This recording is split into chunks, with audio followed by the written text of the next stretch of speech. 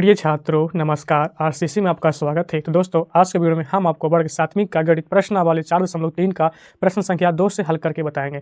तो दोस्तों अगर आपने पिछले वीडियो का सॉल्यूशन नहीं देखे हैं तो आप आरसीसी क्लासेस के प्लेलिस्ट में जा करके आप वहां से प्रश्न संख्या 1 का क्वेश्चन 1 से लेकर के जी तक के सॉल्यूशन को आप अच्छी प्रकार से देख सकते हैं। वहां आपको अच्छी प्रकार से बताया गया है। तो आज के वीडियो में हम आपको प्रश्न संख्या 2 का ए बी सी को हल करके आगे की क्वेश्चन को बताएंगे। ठीक है, देख सकते हैं प्रश्न संख्या 2 में लिखा गया है कि निम्नलिखित को हल कीजिए और यहाँ से ए बी, ठीक है, और इसका सी भी क्वेश्चन दिया गया है। यानी कि 2 में 3 प्रश्न दिए गए हैं और तीनों के तीनों कथन में दिए गए हैं। ठीक है, लेकिन जितना आप समझ पा रहे हैं कि ये बहुत ही हार्ड लग रहा है, लेकिन इतना ही हार्ड नहीं है जितना आप लोग समझ पा रहे हो, क्योंकि ये कथन में दिया गया है तो थोड़ा सा इसका मेथड जो होता है अलग तरीका से बनाया जाता है। बस हमें कथन को अच्छी प्रकार से समझने की जरूरत होती है। ठीक है, तो आज की वीडियो में हम आपको इसी प्रश्न को अच्छी प्रकार से समझाने का प्रयास करेंगे। ठीक है, तो आपको अच्छी प्रकार से समझना है। तो प्रश्न संख्या 2 का ए में देखिए, पहला प्रश्न बताया गया इसका, अध्यापिका बताती है कि उसकी कक्षा में एक विद्यार्थी द्वारा प्राप्त किए गए अधिकतम अंक प्राप्त किए न्यूनतम अंक का दुगना जमा 7 है।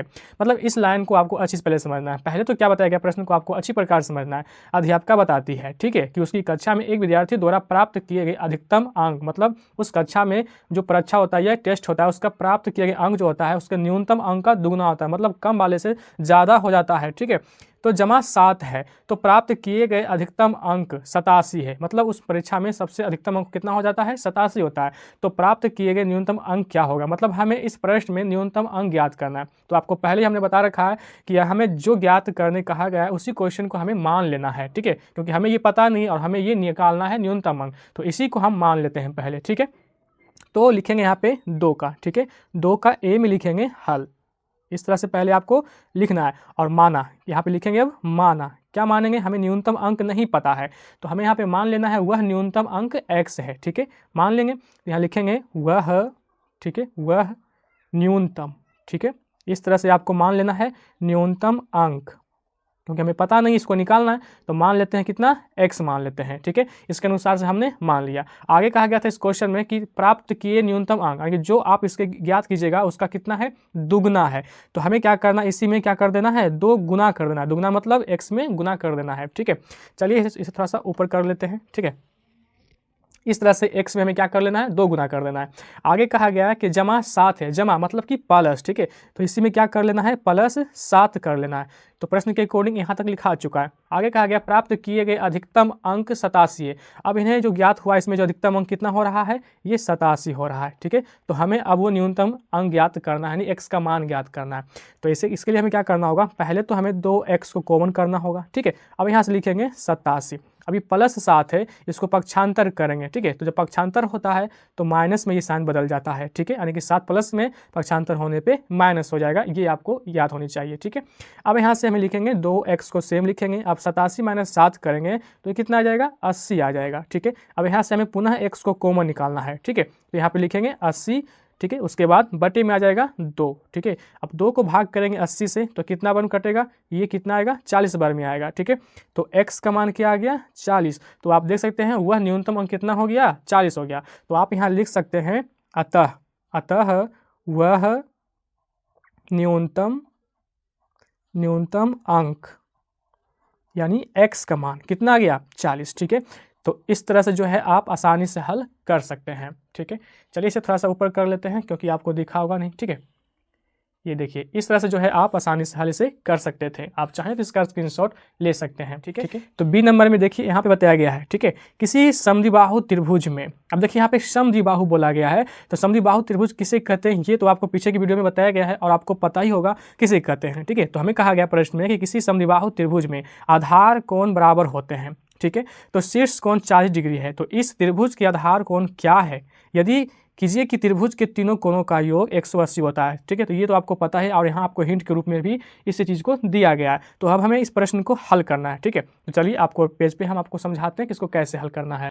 तो प्रश्न के अकॉर्डिंग यहाँ पे सबसे पहले हमें लिखना है बी नंबर। ठीक है, बी नंबर में लिखेंगे हल, क्योंकि हम बना रहे हैं क्या, 2 का ए। ठीक है, और बी कंप्लीट, ए कंप्लीट हो चुका है, अब बी को हल करेंगे तो हमें लिखना होगा बी नंबर। ठीक है, अब यहाँ से हमें जो ज्ञात करने कहा गया उसके लिए लिखेंगे माना।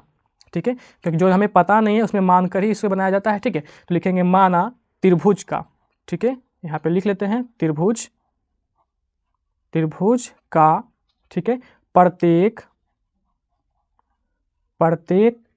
आधार, जो बोला गया है इसे स्पष्ट करके यहाँ पे लिख लेना है, आधार कोण, ठीक है, बराबर बी।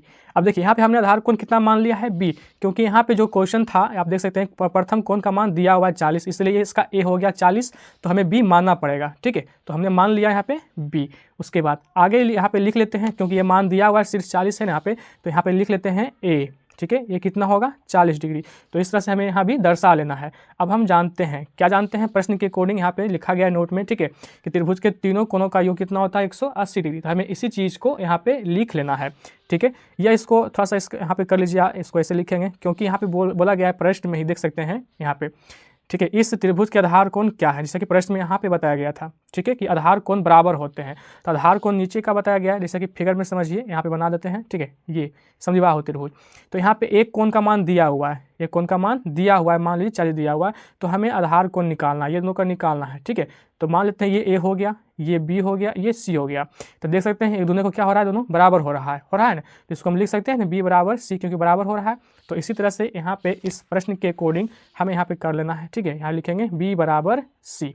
अब हमें इसके अकॉर्डिंग यहाँ पे एक लाइन और लिखना है, लिखेंगे इसीलिए, ठीक है, इसीलिए हम जानते हैं, ठीक है, हम जानते हैं, ठीक है, ए प्लस बी प्लस सी बराबर कितना होता है 180 डिग्री, ठीक है, ये तो आपको पता है, ठीक है। तो एक लाइन आपको इस तरह से पहले लिख लेना है। अब देखिए यहाँ पे ए का मान क्या दिया गया था 40 डिग्री, तो यहाँ पे क्या लिखेंगे 40 डिग्री, ठीक है। इसके बाद प्लस बी प्लस सी, ठीक है। तो बी प्लस सी का मान हमें क्या देना है, जो कि हमें पता नहीं है। तो आप देख सकते हैं बी बराबर सी है, तो हमें क्या करना है यहाँ पे बी प्लस सी, तो बी बराबर सी है तो क्या सी बराबर बी होगा। तो यहाँ भी हमें क्या करना है, सी के स्थान पे बी लिखना है, क्योंकि एक दूसरे का बराबर है, तो हमें सी के स्थान पे बी लिखना है। बराबर लिखेंगे 180 डिग्री, ठीक है। अब यहाँ से आपको लिखना है 40 डिग्री प्लस बी करेंगे तो 2b हो जाएगा, कितना हो जाएगा 2b बराबर में 180 डिग्री। अब यहाँ से हमें 2b को कॉमन कर लेना है, क्या करना है कॉमन, ठीक है। तो 180 डिग्री और ये क्या है प्लस में पक्षांतर करेंगे तो क्या आ जाएगा माइनस में 40 डिग्री, ठीक है। अब यहाँ से 2b को समान लिखना है। अब घटाएंगे 180 माइनस 40 करेंगे तो यहाँ पे आंसर इसका आएगा 140 डिग्री। अब हमें b का मान निकालने के लिए b को कॉमन करना है, ठीक है। तो 140 बटा 2 यानी कि गुना का मान भाग में आ जाएगा पक्षांतर होने पर, ठीक है। अब यहाँ से काटिए तो ये पूरी 70 डिग्री में कटेगा, यानी कि b का मान कितना आ गया 70 डिग्री आ गया। तो इस तरह से प्रश्न संख्या 2 का b भी कंप्लीट हो जाती है। उम्मीद करता हूँ कि यह भी क्वेश्चन आप अच्छी प्रकार से समझ गए हैं, ठीक है। तो नेक्स्ट प्रश्न संख्या सी में देख सकते हैं, आगे प्रश्न में बताया गया है कि सचिन द्वारा बनाए गए रनों की संख्या, किसके द्वारा, सचिन द्वारा, ठीक है। ये आपको अच्छे से समझना है। सचिन द्वारा बनाए गए रनों की संख्या राहुल द्वारा बनाए गए रनों की संख्या की दुगनी है, मतलब राहुल जो रन बनाता है उससे ज़्यादा रन हो रहा है, किसका, सचिन का, दुगना हो रहा है, ठीक है। तो ये चीज़ को समझ चुके हैं। आगे कहा गया है कि उन दोनों द्वारा मिलाकर बनाए गए कुल रनों दोहरे शतक से 2 रन कम है। अब यहाँ पे दोहरे शतक क्या होता है, तो शतक होता है 100 रन, ठीक है। अगर कोई एक व्यक्ति 100 रन मारता है उसे शतक कहते हैं, ठीक है। और दोबारा 100 रन मारता है तो उसको दोहरा शतक बोलते हैं, यानी कि 200 रन मारा है ना, इसलिए उसको दोहरा शतक बोला जाता है। लेकिन दोहरे शतक में वो कितना रन, 2 रन कम है, मतलब कि 198 रन वो व्यक्ति मारता है, ठीक है। तो प्रत्येक ने कितने रन बनाए थे, हमें ये चीज़ को समझना है। तो चलिए इस प्रश्न के अकॉर्डिंग पहले ये चीज़ को हमें लिखना पड़ेगा, ठीक है। तो चलिए इसको लिख लेते हैं। तो सबसे पहले हमें यहाँ पे लिखना होगा जो राहुल कितना रन मारा था ये पता नहीं था, ठीक है। तो आपको बता चुके हैं कि जो नहीं पता रहता है उसके लिए हमें मानना पड़ता है। तो यहाँ पे लिखेंगे माना, ठीक है, माना राहुल, क्योंकि राहुल का रन नहीं पता है तो लिखेंगे राहुल द्वारा, ठीक है, राहुल द्वारा बनाए गए रन, ठीक है, बनाए गए रन, ठीक है, बराबर x। अब हमें क्या ज्ञात करना है, सचिन का, क्योंकि सचिन जो है राहुल से दुगना रन मारता है, ठीक है। तो सचिन के लिए भी कथन को यहाँ पे हमें लिखना होगा। तो सचिन के लिखेंगे सचिन द्वारा बनाए गए रन, यहाँ पे क्या लिखेंगे सचिन, ठीक है, सचिन, इस तरह से सचिन द्वारा, ठीक है, बनाए गए रन। तो सचिन कितना बना रहा था, राहुल x माने हैं, ठीक है, तो राहुल से दुगना, तो राहुल के लिए क्या हो जाएगा यहाँ पे x पहले और उसके सचिन जो है दुगना मार रहा है, इसमें क्या कर देंगे 2 गुना कर देंगे। तो सचिन देख सकते हैं राहुल से दुगना रन मार रहा है 2x, ये x रन मार रहा है और ये 2x रन मार रहा है, ठीक है। तो इस तरह से प्रश्न के अकॉर्डिंग हमको कथन को लिखना है। अब यहाँ से ज्ञात करने के लिए हमें लिखना होगा प्रश्न से, ठीक है। आगे प्रश्न से लिख लेते हैं, प्रश्न से। अब इसे मिला करके लिखना है, दोनों को मिला करके दोहरे शतक से कम मारा जाता है। तो पहला क्या है x से लिखेंगे x, अब प्लस दूसरा है 2x, ठीक है। इस तरह से लिखना है, बराबर में दोहरे शतक से 2 कम, मतलब 198 रन। तो हमें इस तरह से पहले लिख लेना है, इसीलिए एक निशान लगा करके, ठीक है। अब देखिए x प्लस 2x दोनों एक श्रेणी का है, तो हमें ये दोनों को क्या कर लेना है, एक जात वाले को दोनों को जोड़ लेना है। तो x + 2x टोटल कितना हो जाएगा 3x, ठीक है। अब बराबर 198। इस तरह से अब यहाँ से हमें x का मान चाहिए, यानी कि हमें राहुल का रन चाहिए, ठीक है। तो x को कॉमन करना होगा, तो कॉमन कर लिया 198, ठीक है। और उसके बाद बटा गुना वाला मान को पक्षांतर करने पर भागा में ले आएंगे। अब यहाँ से 3 से भाग करेंगे 198 में, ठीक है। तो चलिए यहाँ पे भाग करके देख लेते हैं क्या इसका आंसर आता है, ठीक है। साइड में 198 कर लेते हैं। तो 6 या 18 मतलब 6 बेरी में लगेगा, 1 कैंसिल हुआ और ये 18 फिर से 6, ठीक है। ये 18 बेरी में पूरा फिर से क्या हो गया कैंसिल आ गया। तो देख सकते हैं 3 से भाग करेंगे 198 में तो ये 66 में कटेगा। तो x के मान क्या आ गया 66। तो आप देख सकते हैं राहुल द्वारा बनाया गया रन कितना आ गया है 66 आ गया है। तो आप चाहें तो यहाँ लिख सकते हैं, ठीक है। राहुल यानी कि राहुल का कितना है x है ना, तो हम लिख सकते हैं राहुल का कितना हो जाएगा 66 रन, ठीक है। उसके बाद सचिन द्वारा बनाया गया रन कितना था 2x है, तो यहाँ भी लिखेंगे सचिन, ठीक है। सचिन क्योंकि उसका पूरा मान निकालना है हमें, ठीक है। तो सचिन का क्या निकाल रहे थे 2x, तो कितना हो जाएगा 2 को लिखेंगे 2 गुना, क्योंकि 2 गुना ग्रुप में लिखा हुआ है। तो x का मान क्या आया है 66, तो हमें लिखना होगा यहाँ पे 66, ठीक है। तो गुना करेंगे तो 6 दूनी 12, 6 दूनी 12, 1 13। तो देख सकते हैं सचिन का टोटल रन कितना होगा उसमें 132 रन, ठीक है। और राहुल का रन कितना होगा 66 रन। दोनों को मिला करके आ गया कितना टोटल 198 रन, ठीक है। तो इस तरह से जो है आप आसानी से इसे ज्ञात कर सकते हैं। आप चाहें तो इसका स्क्रीनशॉट ले सकते हैं इस तरह से, ठीक है। चलिए थोड़ा सा ऊपर कर लेते हैं। तो देखिए प्रश्न संख्या C भी यहाँ तक क्या होगी कंप्लीट हो चुकी है। उम्मीद करता हूँ कि प्रश्न संख्या C भी आप अच्छी प्रकार से समझ गए हैं। तो अब आप यहाँ देख सकते हैं इसी तरह से प्रश्न संख्या 2 जैसा था उसी तरह से प्रश्न संख्या 3 में भी 3 प्रश्न दिए गए हैं, पहला, दूसरा और तीसरा। और ये भी क्वेश्चन जो है कथन में ही दिया गया है, ठीक है। तो इसका भी बनावट कुछ इसी तरह से हो गया जिस तरह से अभी प्रश्न संख्या A, B, C को 2 में किए थे, है ना। तो इसी तरह से हमें 3 को समझना है। यहाँ भी हमें क्या करना है निम्नलिखित को हल करना है, मतलब ये तीनों को हल करना है, समीकरण निकाल करके इसे भी हमें मान निकालना है। इसमें 3 प्रश्न हैं, जो कि पहला है इरफान कहता है, क्या कहता है आगे पढ़ेंगे, कि उसके पास परमित के पास जितने कंचे हैं उनके 5 गुने से 7 अधिक है। अब यहाँ बताया गया है कि इरफान करा कि परमित के पास जितना कंचा है, तो नहीं पता है कितना है, तो मान लेते हैं कितना है x है, ठीक है। तो उससे कितना हो रहा है 5 गुने से क्या है 7 अधिक है, मतलब जितना है उसमें 5 गुना भी है और प्लस 7 अधिक भी हो रहा है। तो इरफान के पास 37 कंचे हैं, मतलब इसके पास कितना हो गया 37 कंचे, तो पता हो गया। परमित के पास कितने कंचे हैं ये नहीं पता है।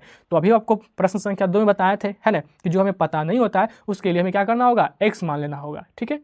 तो चलिए इसे भी हल करते हैं।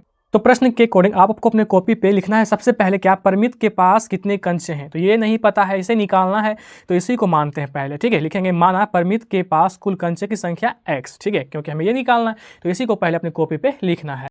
तो प्रश्न के अकॉर्डिंग इस तरह से पहले लिख लेना है। अब आगे इरफान कह रहा था कि इसके कंचे से 5 अधिक, ठीक है, यानी 5 गुना 7 अधिक है, तो इसका कितना हो रहा है x है, तो पर में वहाँ पे इरफान के लिए हो जाएगा x और इसका 5 गुना हो जाएगा, ठीक है। तो 5 गुना से क्या कर रहा था 7 अधिक कर रहा था, तो 7 अधिक बराबर, ठीक है। इरफान कितना कंचा था 37, ठीक है। तो हमें क्या लिख लेना है यहाँ पे 37 कंचे इस तरह से, ठीक है। अब यहाँ पे हमें x का मान निकालना है, मतलब कि कुल कंचे किसका परमित का निकालना है। तो इसके लिए पहले लिखना होगा 5x, ठीक है, कॉमन बराबर 37। अभी प्लस इसको पक्षांतर करेंगे तो माइनस कितना हो जाएगा 7, ठीक है। अब यहाँ से लिखेंगे 5x बराबर, घटा देंगे तो 30 आ जाएगा। अब हमें x का मान चाहिए तो x को कॉमन निकालेंगे तो आ जाएगा 30, गुने वाला मान भागा में, ठीक है, इस तरह से, यानी कि गुना का मान पक्षांतर होने पर भाग में, तो ये कैंसिल होगा, ठीक है। यानी कि 5 में 30 कितना बार 6 बार में कटेगा, तो x का मान क्या आ गया 6 आ गया। तो आप देख सकते हैं परमित के कुल कंचे की संख्या क्या निकल के आ गया 6 आ गया। तो आप यहाँ लिख सकते हैं, ठीक है, अतः परमित, ठीक है, परमित के कुल कंचे, ठीक है, इस तरह से आपको लिख लेना है कुल कंचे बराबर x, ठीक है। कितना आ गया है टोटल 6 आ गया है। तो आप इस तरह से इसका आंसर लिख सकते हैं, ठीक है। अगर आप क्वेश्चन को बिना समझे ही बनाएंगे तो आपको लगेगा कि क्वेश्चन काफ़ी हार्ड है और हमसे नहीं बनेगा। बाकी क्वेश्चन तो काफ़ी आसान ही रहता है, बस हमें कथन को अच्छी प्रकार से समझने की ज़रूरत होती है, ठीक है। तो इसी तरह से प्रश्न संख्या 3 का दूसरा को हल करेंगे, ठीक है। तो यहाँ पे दूसरा लिख लेते हैं पहले, ठीक है। इसके बाद इस तरह से लिखकर यहाँ पे हल का निशान लगाएंगे। अब आगे प्रश्न को पहले पढ़ लेते हैं, इसके बाद यहाँ पे हल करेंगे, ठीक है। तो देखिए अब बारीकी से आपको प्रश्न संख्या 2 को अच्छी प्रकार समझना है और आपको खुद को इस क्वेश्चन को बनाने का प्रयास करना है, क्योंकि ये भी क्वेश्चन काफी आसान है। ठीक है, पॉइंट बाय पॉइंट को आपको इस प्रश्न को पहले अच्छी प्रकार से समझना है। देखिए, लक्ष्मी के पिता की आयु 49 वर्ष है। तो ये लाइन तो आप अच्छी प्रकार से समझ गए कि लक्ष्मी के पिता की उम्र कितना हो रहा है, 49 वर्ष हो रहा है। तो उसकी आयु लक्ष्मी की आयु के 3 गुने हैं, मतलब लक्ष्मी की आयु से कितना उनके पिता की आयु हो रहे हैं, 3 गुने हो रहे हैं। तो 3 गुने से 4 वर्ष अधिक है, तो अधिक की बात कहा जाएगा तो हमें प्लस करना है, इसमें याद रखिएगा। ठीक है, तो हमें लक्ष्मी की आयु क्या है ये निकालना है। तो जो हमें निकालना है उसी को हमें क्या कर लेना है, x मान लेना है। तो प्रश्न के अकॉर्डिंग हमें अपनी कॉपी पे क्या लिखना है, लक्ष्मी की आयु x वर्ष। ठीक है, तो पहले इसे हम लिख लेते हैं। तो इस तरह से आपको भी अपनी कॉपी पे लिख लेना है। देखिए यहाँ पे हमने लिखा है, माना कि लक्ष्मी की आयु x वर्ष। अब हमें पिता की आयु को निकालना है। तो पुनः आपको सवाल में देखना होगा कि पिता की आयु क्या प्रश्न में कहा गया था। तो आप यहाँ देख सकते हैं। ठीक है, लक्ष्मी के पिता की आयु 49 वर्ष। ठीक है, और उनकी आयु लक्ष्मी की आयु के 3 गुने हैं। तो लक्ष्मी के लिए हमने x माना है, तो उसमें क्या कर देना है, 3 गुना कर देना है। ठीक है, और प्लस कितना हो रहा है, 49 वर्ष उनका उम्र हो रहा है। तो प्रश्न के अकॉर्डिंग हमें इस तरह से प्रश्न को पहले लिखना है। ठीक है, तो चलिए यहाँ पे लिखेंगे पिता की आयु। ठीक है, तो लक्ष्मी का x वर्ष में उन्हें 3 गुना कर लेना है। ठीक है, तो यहाँ पे लिखेंगे पहले क्या, बराबर। ठीक है, x, और जितना बोला गया गुना करने के लिए उसमें हमें क्या करना है, गुना कर लेना है। ठीक है, इसके बाद 4 वर्ष अधिक है तो प्लस कर लेंगे, बराबर उनके पिता की आयु कितना हो गया था, यानी कि पिता की आयु 49 वर्ष। तो यहाँ पे लिखेंगे 49 वर्ष इस तरह से। अब हमें इसमें क्या करना है, x का मान चाहिए, उसके लिए हमें क्या करना होगा, पहले योग निशान लगाएंगे यहाँ पे। ठीक है, तो 3x को कॉमन निकालेंगे तो 49, और ये पक्षांतर होगा यानी कि -4 हो जाएगा। ठीक है, तो फिर से योग निशान लगाना है, लिखेंगे 3x बराबर, अब 49 में 4 को हटाना है। ठीक है, तो कितना आएगा, 45। अब हमें x का मान चाहिए तो x कॉमन निकालेंगे तो 45। ठीक है, इसके बाद गुना लमान भागा पक्षांतर, 3 से भाग करेंगे तो ये 15 बेरी में पूरा पूरी कटेगा, है ना। तो x के मान यहाँ पे कितना आ जाएगा, 15 × 45। तो देख सकते हैं पिता की जो आयु निकल कर आ गया है x बराबर 15 वर्ष।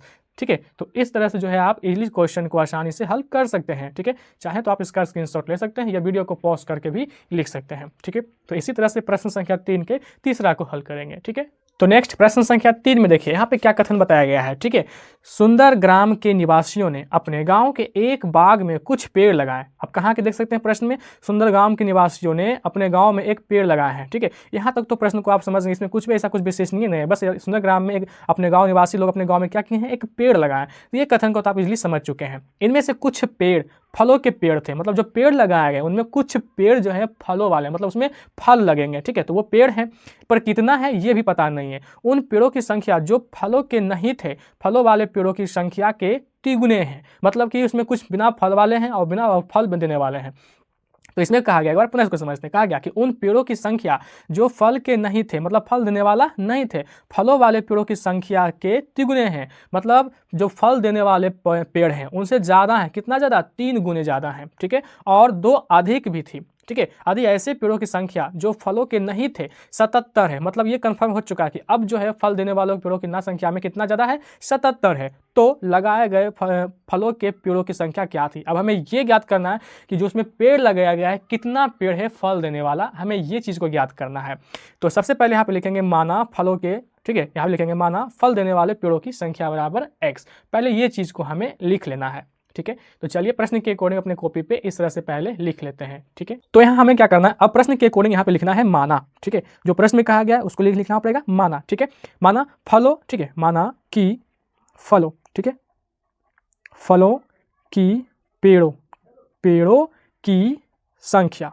अब कितना पेड़ लगाया गया जो फल देगा वो नहीं पता है, तो हमें ज्ञात करने के लिए हमें x मान लेना है। ठीक है, और अब हमें ये लिखना है कि कितना पेड़ ऐसे हैं जो फल नहीं देने वाले हैं। ठीक है, तो पहले हमें इस चीज़ को यहाँ पे लिख लेना है। ठीक है, तो इस तरह से आपको लिख लेना है फल ना देने वालों पेड़ों की संख्या। ठीक है, यहाँ पे दोस्तों क्या है कि पेड़ों छूट चुका है। ठीक है, आपको यहाँ लिख लेना है पेड़ों। ठीक है, पेड़ों की संख्या, तो हमें ये अब निकालना है। ठीक है, तो अब हमें क्या करना है, इस यहाँ पे लिखना होगा x। ठीक है, अब प्रश्न में आगे बताया गया है, चलिए एक बार पुनः इसको देख लेते हैं।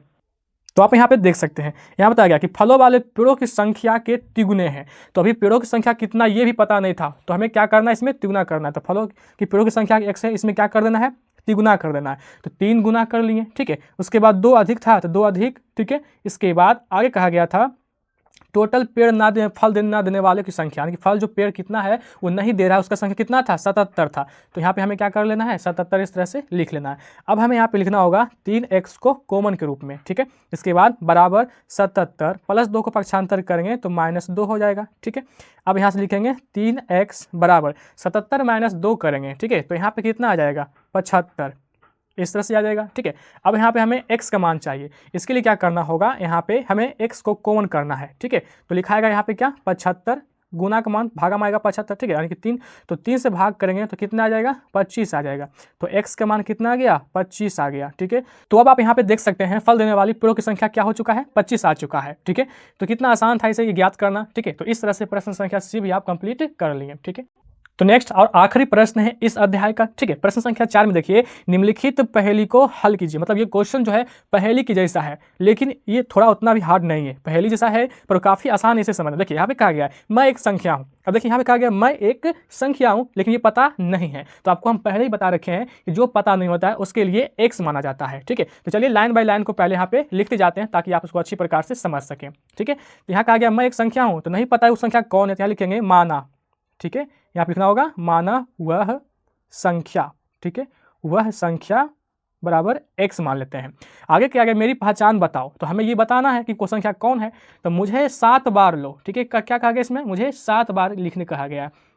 तो वह संख्या कौन है उसको हम x मान है, तो इसमें क्या करना है, 7 बार लेना है, मतलब इसमें 7 गुना कर देना है, ठीक है। आगे कहा गया और 1 50 जोड़ो, मतलब इसी में हमें क्या करना है, 1 50 जोड़ना है। 1 50 मतलब 150 नहीं, केवल 50 जोड़ने कहा गया है, ठीक है।